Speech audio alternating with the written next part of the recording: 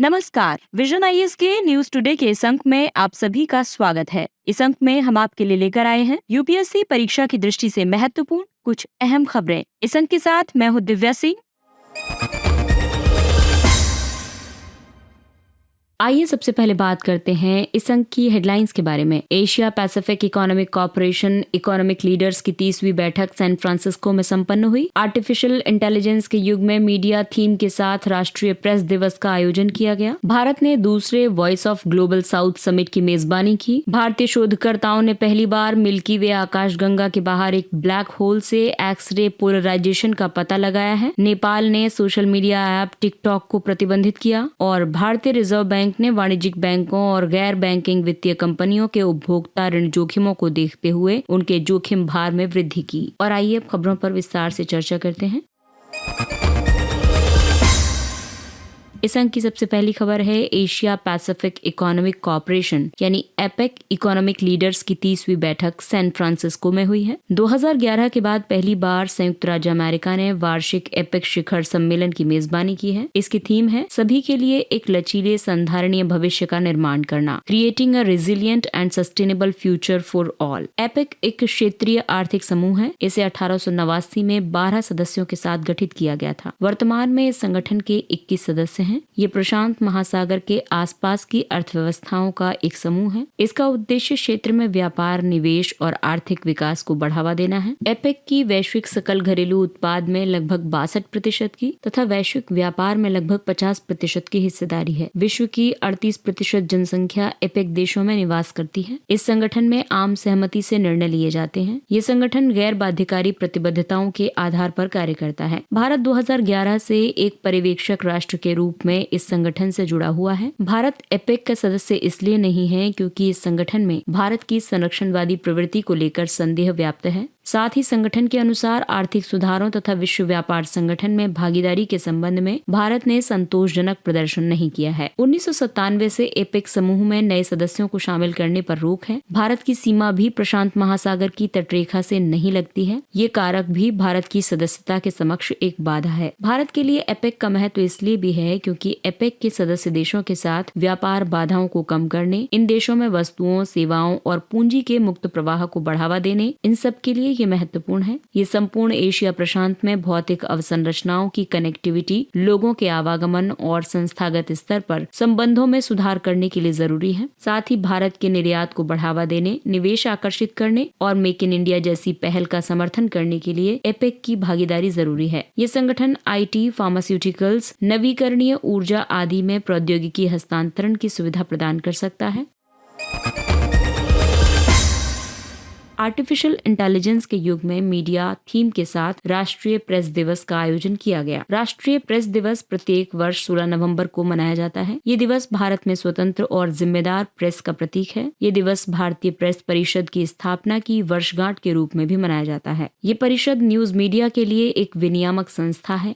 Media क्षेत्र में AI के उपयोग से पैदा होने वाले अवसरों की अगर हम बात करें तो पैटर्न की पहचान करने तथा सही तथ्यों के साथ जनमत तैयार करने के लिए बिग डेटा पर आधारित पत्रकारिता को बढ़ावा मिलेगा। बैक ऑफिस कार्यों के स्वचालन यानी ऑटोमेशन के कारण मुख्य रूप से पत्रकारिता पर ही ज्यादा ध्यान दिया जा सकेगा। बैक ऑफिस किसी कंपनी या कार्यालय में किए जाने वाले ऐसे कार्य हैं जिनमें क्लाइंट से सीधे डील नहीं की जाती है। साथ ही पर्सनलाइज कंटेंट तैयार किया जा सकेगा यानी कि व्यक्ति की आवश्यकता के अनुरूप। हालांकि एआई के उपयोग से मीडिया के समक्ष कई चुनौतियां आएंगी, जैसे कि त्रुटियों के कारण विश्वसनीयता संबंधी समस्याएं पैदा होंगी। स्वचालित एल्गोरिदम के माध्यम से गलत सूचनाओं के प्रसार की संभावना बढ़ जाएगी। इससे इको चैम्बर्स बनने की संभावना में वृद्धि होगी, जिससे विविध परिप्रेक्ष्य सीमित हो सकते हैं। सूचनाएं कई अलग अलग स्रोतों और परिप्रेक्ष्यों से आती हैं, लेकिन जब कोई व्यक्ति बार बार समान परिप्रेक्ष्यों और मतों को सुनता है तब ऐसे परिवेश को इको चैम्बर्स कहा जाता है। दूसरे शब्दों में ये एक ऐसा परिवेश है जहां एक व्यक्ति केवल उन्हीं सूचनाओं और मतों को सुनता है जो उसके स्वयं की सूचनाओं और मतों को प्रतिबिंबित और सुदृढ़ करते हैं। लोकतांत्रिक प्रक्रिया को प्रभावित करने के लिए सूचनाओं की माइक्रो टारगेटिंग की जा सकती है। माइक्रो टारगेटिंग ऑनलाइन लक्षित विज्ञापन का एक रूप है। ये किसी विशिष्ट दर्शक या व्यक्तियों के हितों की पहचान करने के लिए व्यक्ति व्यक्तिगत डेटा का विश्लेषण करता है ताकि उनके कार्यों को प्रभावित किया जा सके। कॉपीराइट जैसे बौद्धिक संपदा अधिकारों का उल्लंघन होगा। जनरेटिव एआई मॉडल में डेटा पूर्वाग्रह के कारण मीडिया की सत्यनिष्ठा के समक्ष खतरा उत्पन्न होगा। हालांकि एआई के उपयोग को बेहतर बनाने के लिए यह सुनिश्चित किया जा सकता है कि एआई मॉडल अपने प्रशिक्षण डेटा से कोई पूर्वाग्रह न अपनाए। पत्रकारिता की सत्यनिष्ठा को बनाए रखने और एआई के जिम्मेदारी पूर्ण उपयोग को सुनिश्चित करने के लिए सामूहिक कार्रवाई सुनिश्चित की जानी चाहिए। एआई सृजित कंटेंट की नैतिकता सुनिश्चित करने के लिए किसी अन्य कर्मचारी या व्यक्ति द्वारा निरीक्षण सुनिश्चित किया जाना चाहिए। इसके अलावा तथ्यों की जांच और स्रोतों के सत्यापन पर अधिक ध्यान केंद्रित करना चाहिए। भारतीय प्रेस परिषद की बात करें तो इसे पहली बार 1966 में भारतीय प्रेस परिषद अधिनियम 1965 के तहत स्थापित किया गया था। प्रेस परिषद अधिनियम 1978 के तहत 1989 में भारतीय प्रेस परिषद की पुनः स्थापना की गई थी। भारतीय प्रेस परिषद एक सांविधिक और अर्ध न्यायिक स्वायत्त प्राधिकरण है। भारत में समाचार पत्रों और समाचार एजेंसियों के मानकों को बनाए रखकर और उनमें सुधार करके प्रेस की स्वतंत्रता को सुरक्षित रखना इसका उद्देश्य है। भारतीय प्रेस परिषद में एक अध्यक्ष और 28 सदस्य होते हैं। भारतीय प्रेस परिषद को समाचार पत्रों, समाचार एजेंसियों और पत्रकारों के लिए आचार संहिता का निर्माण करना होता है। इसके अलावा समाचारों के प्रसारों को प्रतिबंधित करने की संभावना वाले किसी भी घटनाक्रम की समीक्षा करनी होती है।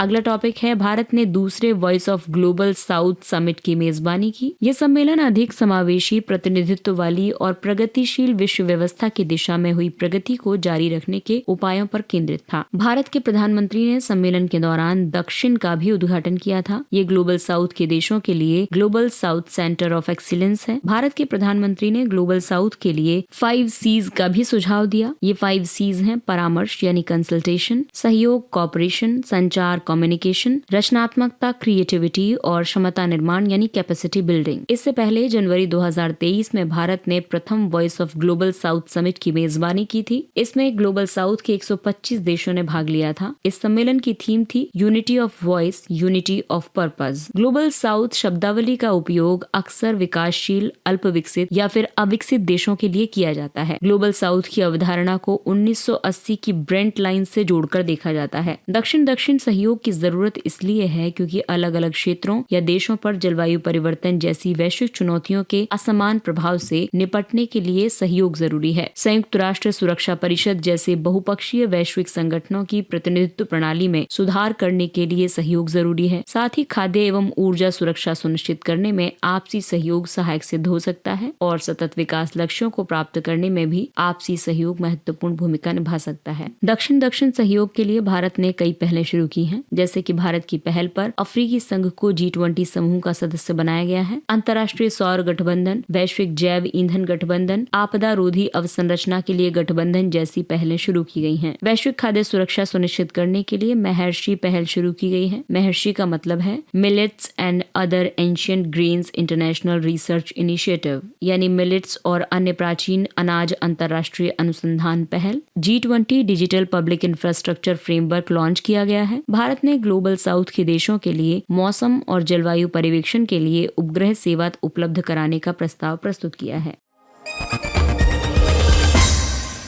और आइए बात करते हैं अगली खबर की। भारतीय शोधकर्ताओं ने पहली बार मिल्की वे आकाशगंगा के बाहर एक ब्लैक होल से एक्सरे पोलराइजेशन का पता लगाया। वैज्ञानिकों ने लार्ज मैगेलेनिक क्लाउड X3 यानी LMC X3 में स्थित एक ब्लैक होल के आसपास के क्षेत्र से उत्सर्जित होने वाले विकिरणों का पता लगाया है। LMC X3 प्रणाली पृथ्वी से 2 लाख प्रकाश वर्ष दूर स्थित है। मिल्की वे आकाशगंगा अनेक छोटी सैटेलाइट आकाशगंगाओं से घिरी हुई है। इनमें से 2 अनियमित ड्वार्फ सैटेलाइट आकाशगंगाओं को लार्ज मैगेलेनिक क्लाउड और स्मॉल मैगेलेनिक क्लाउड कहा जाता है। ये 2 अनियमित ड्वार्फ सैटेलाइट आकाशगंगाएं मिल्की वे आकाशगंगा के दक्षिणी खगोलीय गोलार्ध में परिक्रमा कर रही हैं। शोधकर्ताओं ने LMC X3 का अध्ययन करने के लिए imaging x-ray polarimetry explorer, neutron star interior composition explorer mission और न्यूक्लियर स्पेक्ट्रोस्कोपिक टेलीस्कोप एरे का उपयोग किया है। IXPE खगोलीय पिंडों से एक्सरे के पोलराइजेशन पोलराइजेशन का अध्ययन करने वाला नासा का पहला मिशन था। इसरो का आगामी एक्सरे पोलरीमीटर सैटेलाइट मिशन इस तरह की क्षमता से युक्त दूसरा सैटेलाइट होगा। शोधकर्ताओं ने एक्सरे पोलरीमेट्री का उपयोग ये प्रदर्शित करने के लिए किया कि इस ब्लैक होल से उत्सर्जित होने वाली एक्सरे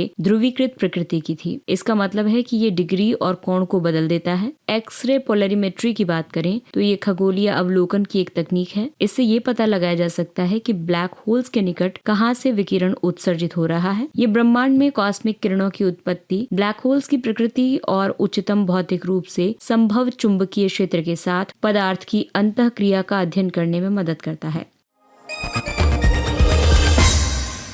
अगला टॉपिक है, नेपाल ने सोशल मीडिया ऐप टिकटॉक को प्रतिबंधित किया। नेपाल सरकार के मुताबिक टिकटॉक ऐप सामाजिक सद्भाव के समक्ष खतरा उत्पन्न कर रहा है, इसलिए इस पर प्रतिबंध लगाया गया। आपको बता दें कि कई देशों या संघों ने भी टिकटॉक पर प्रतिबंध लगा दिया है। इन देशों या संघों में भारत, ऑस्ट्रेलिया, यूरोपीय संघ, संयुक्त राज्य अमेरिका और बेल्जियम आदि शामिल है। सोशल मीडिया एक सामूहिक शब्दावली है। इस शब्दावली का इस्तेमाल इंस्टाग्राम, व्हाट्सएप, टिकटॉक, ट्विटर जैसी वेबसाइट्स और एप्लीकेशन के लिए किया जाता है। इन सभी वेबसाइट्स और एप्लीकेशंस का उपयोग संचार, कंटेंट साझाकरण, कोलैबोरेशन आदि के लिए किया जाता है। 2023 की शुरुआत में भारत में सोशल मीडिया यूजर्स की संख्या 398 मिलियन थी। इलेक्ट्रॉनिक्स और सूचना प्रौद्योगिकी मंत्रालय के अनुसार भारत में 2022 में साइबर सुरक्षा से संबंधित 13,91,000 घटनाएं दर्ज की गई थी। सोशल मीडिया से जुड़े साइबर अपराधों को कई भागों में वर्गीकृत किया गया है, जैसे कि सोशल मीडिया यूजर्स को लक्षित करने वाले साइबर अपराध, इसके तहत निजता का उल्लंघन करने वाले अपराध, सोशल मीडिया अकाउंट हैक करने से संबंधित अपराध शामिल हैं। सोशल मीडिया प्लेटफॉर्म के दुरुपयोग के साइबर अपराध हैं फिशिंग, स्कैम्स, फेक प्रोफाइल्स और साइबर उत्पीड़न। सोशल मीडिया प्लेटफॉर्म्स पर साइबर अपराधों का विज्ञापन,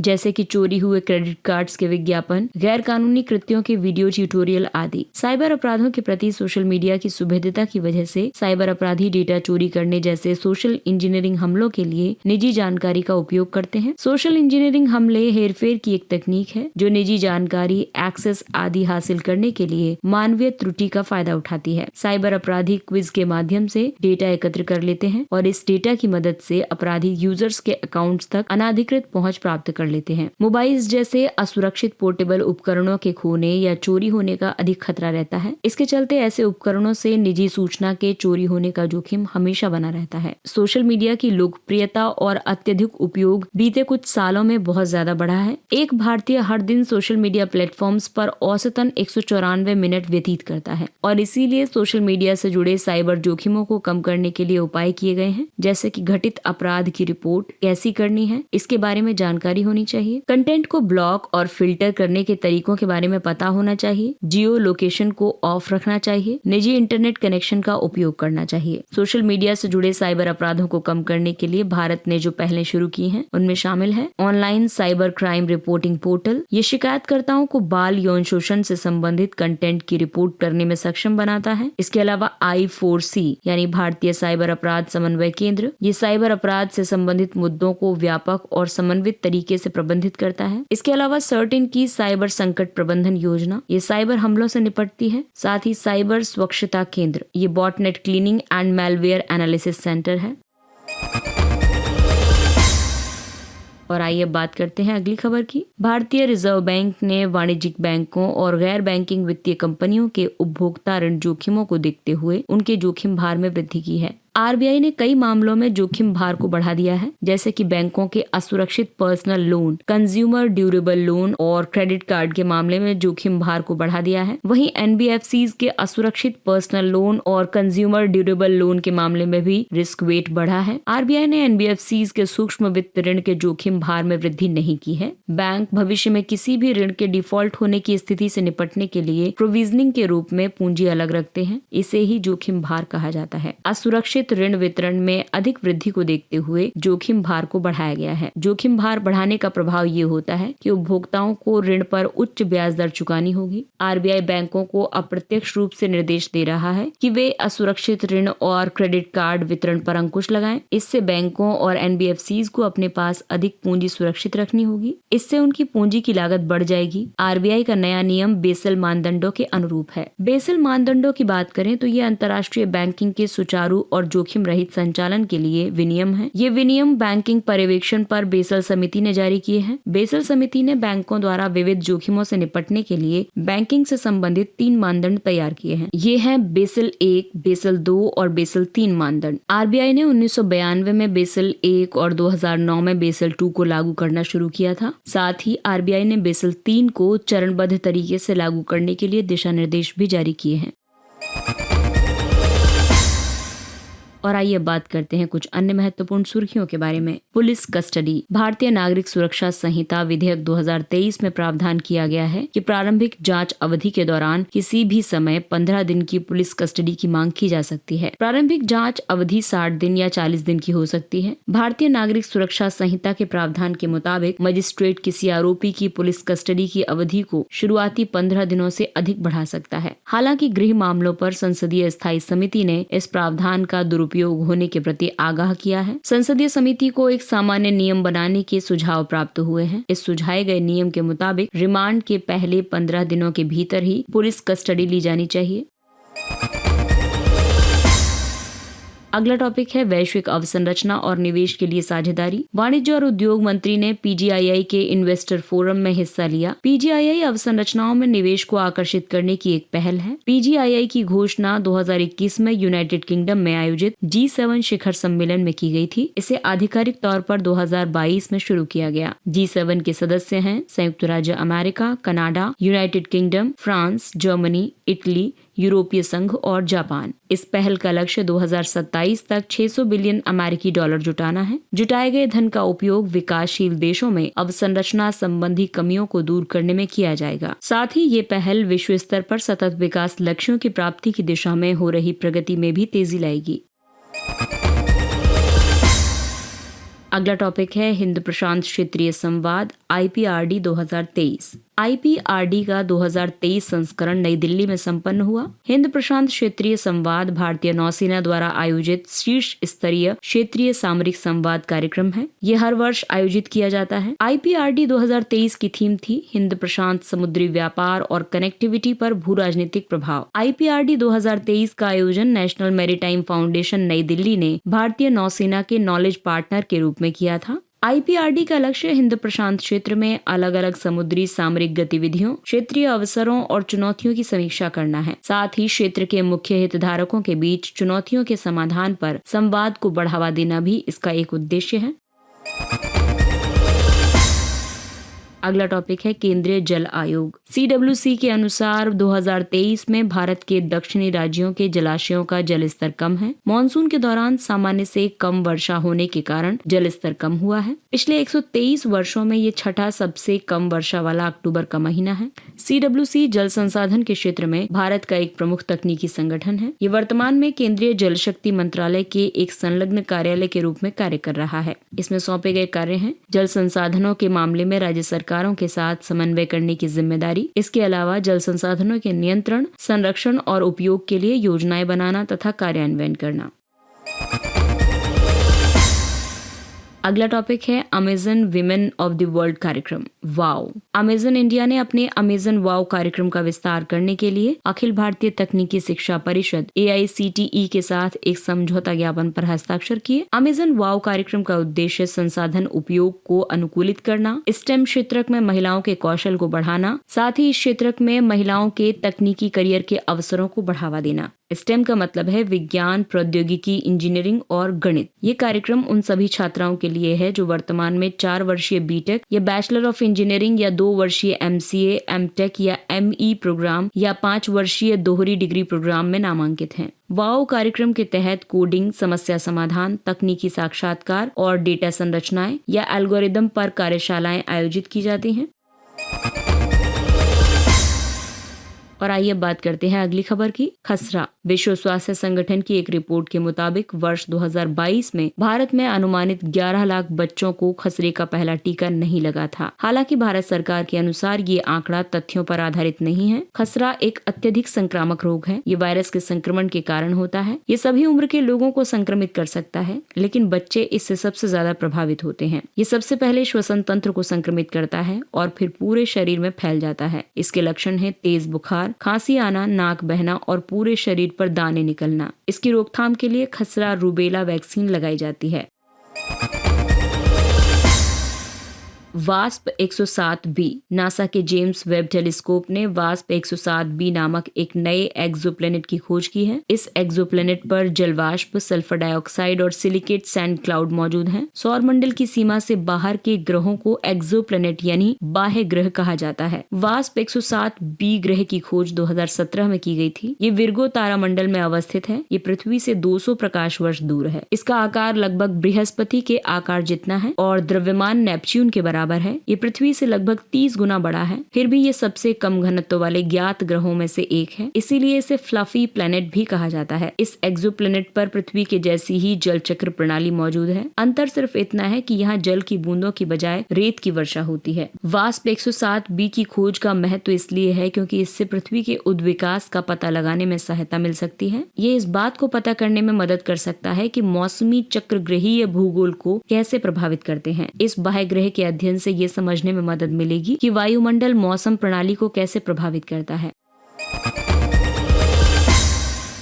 अगला टॉपिक है नव गॉथिक और गॉथिक स्थापत्य कला। कर्नाटक के मैसूरू में स्थित सेंट फिलोमेना कैथेड्रल संरक्षण से जुड़ी चुनौतियों का सामना कर रहा है। इसका निर्माण नव गॉथिक शैली में 1840 में किया गया था। ये स्थापत्य कला मैसूरू के शासक महाराजा कृष्णराज वाडियार चतुर्थ के शासनकाल में लोकप्रिय हुई थी। उनका शासनकाल 1894 से 1940 तक था। नव गॉथिक स्थापत्य कला की उत्पत्ति 18वीं शताब्दी में इंग्लैंड में हुई थी। नव गॉथिक संरचनाएं गॉथिक संरचनाओं की तुलना में आकार में बड़ी होती हैं। वहीं गॉथिक स्थापत्य कला 12वीं सदी से 16वीं सदी के बीच यूरोप में इस शैली का विकास हुआ था। इसकी विशेषताएं हैं नुकीले मेहराब, रिब्बड़ मेहराब, रंगीन कांच की बड़ी बड़ी खिड़कियां आदि। भारत में इस स्थापत्य शैली के प्रमुख उदाहरण हैं Chhatrapati Shivaji terminus Mumbai, Victoria public hall और park town, Victoria memorial Kolkata और मैसूर पैलेस।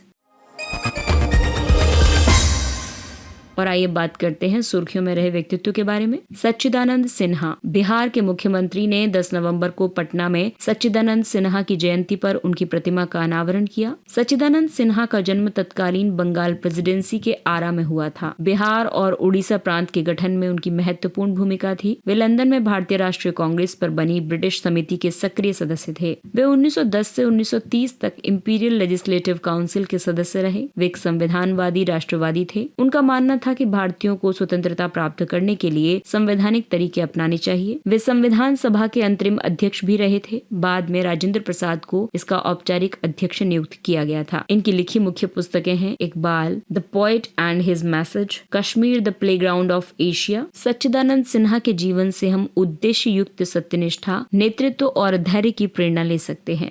इसके साथ ही ये अंक समाप्त होता है। अगले अंक में फिर मुलाकात होगी कुछ अन्य महत्वपूर्ण खबरों के साथ। तब तक अपने लक्ष्य के लिए तत्पर रहिए और अगर आपको हमारा कंटेंट अच्छा लगता है तो इसे लाइक, सब्सक्राइब और शेयर जरूर करें। और अब हमें यानी विजन IAS की पूरी टीम को दीजिए इजाजत। नमस्कार।